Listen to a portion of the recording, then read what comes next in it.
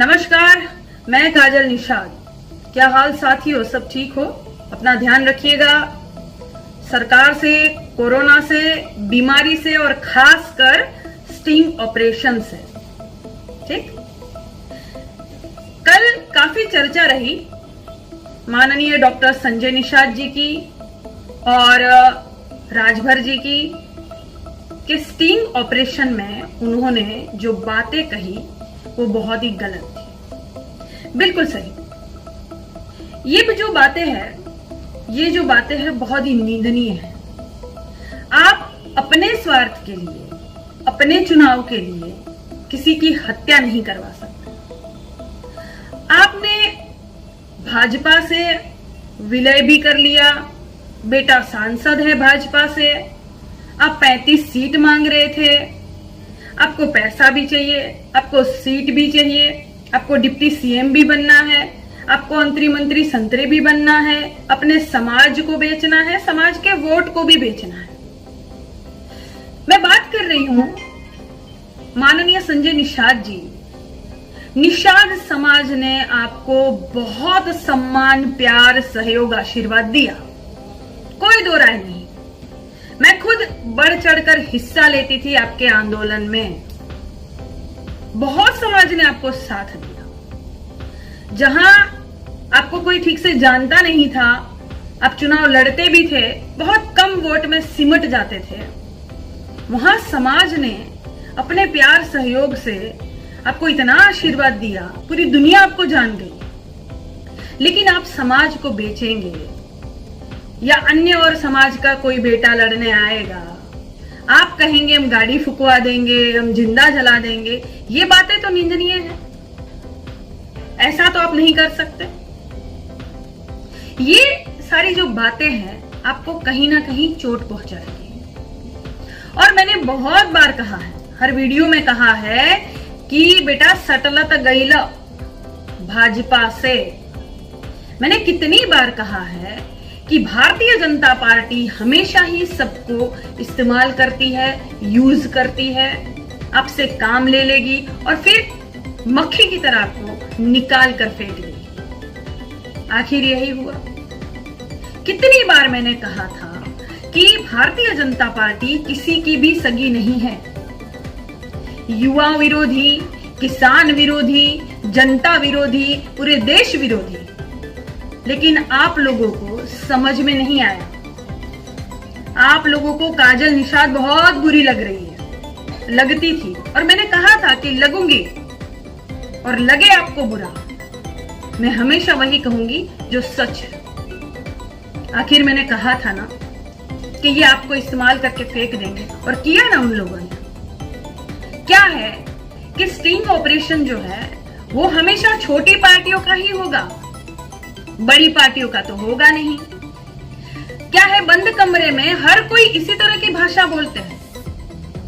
अरे भाई योगी जी पत्रकार के मुंह पर भी अनाप शनाप बोल देते हैं, उनका भी वीडियो आया था। जब सामने बोलते हैं अनाप शनाप, तो बंद कमरे में ये कितना जहर उगलते होंगे।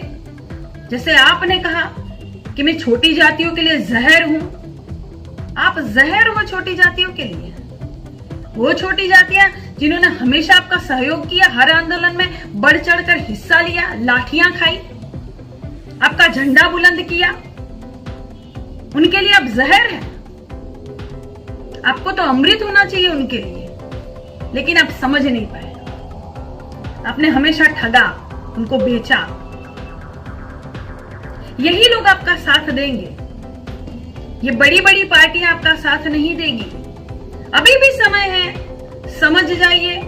माननीय मुकेश साहनी जी, आप भी समझ जाइए। मैंने आपको भी बहुत बार चेताया है कि ये आपको भी इस्तेमाल करने का काम करेंगे।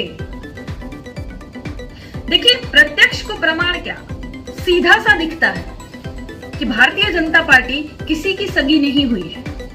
आज पूरा देश त्राहिमाम कर रहा है। पहले का वो दौर था जब नारा लगता था, जनता के साथ सरकार भी नारा लगाती थी कि जय जवान जय किसान। और आज सरकार ने वो हालत कर दी है कि जवान भी सड़क पर और किसान भी सड़क पर।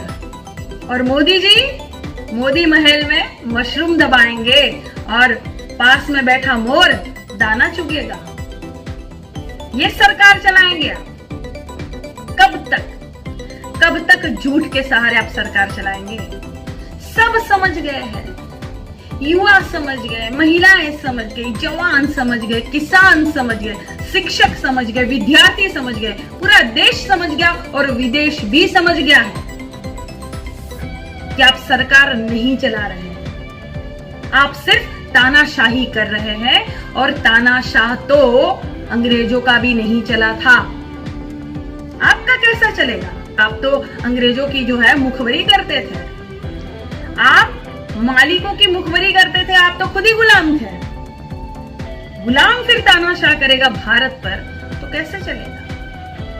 भारत के खून में वो बात है, वो उबाल है कि वो कभी तानाशाही सहन नहीं कर सकता। हमेशा अपनी आजादी के लिए, अपने हक के लिए, अपने अधिकार के लिए भारत हमेशा लड़ता है, लड़ता रहेगा।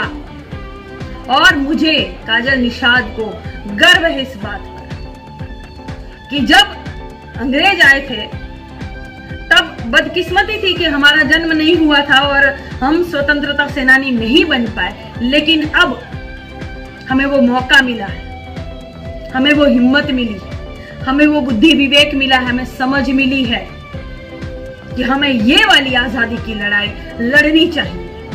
हमारी हर आवाज हमें बुलंद करनी चाहिए, हर ताकत के साथ, हर जोश और जुनून के साथ हम ऐसी तानाशाही सरकार का सामना करेंगे और जो सच है उसी के साथ रहेंगे। और किसान हमारा अन्नदाता है, देश की धड़कन, देश का दिल है।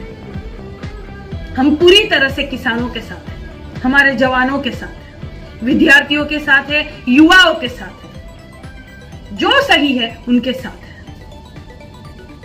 इसीलिए तो कहते हैं ना कि सरफरोशी की तमन्ना अब हमारे दिल में है, देखना है जोर कितना बाजुए कातिल में। आखिर मैं इतना ही कहना चाहूंगी, माननीय संजय निषाद जी, अभी भी आप संभल जाइएगा, अभी भी समझ जाइएगा। जितना जल्दी हो सके ऐसी पार्टियों का विरोध करिए जो आपको इस्तेमाल करने का काम करते हैं, समाज को बरगलाने का काम करते हैं, यूज करने का काम करते हैं।